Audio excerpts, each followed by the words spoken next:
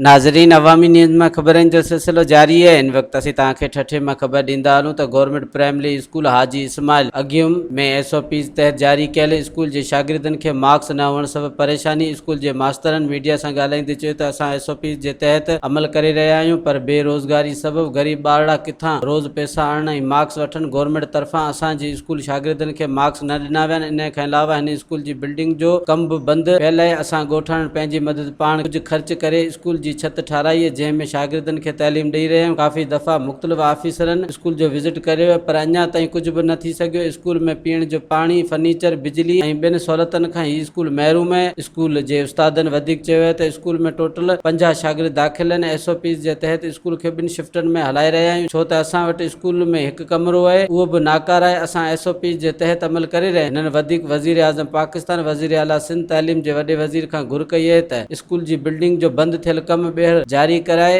ऐं जेके स्कूल में घुर्बर सहूलियतूं उन खे पूरो कयो वञे, जीअं मासूम ॿारड़ा पंहिंजी तैलीम हासिल करे सघनि। मज़ीद खबरों और तफसीलात के लिए विजिट करें हमारी वेबसाइट www.awamiNewsHD.com।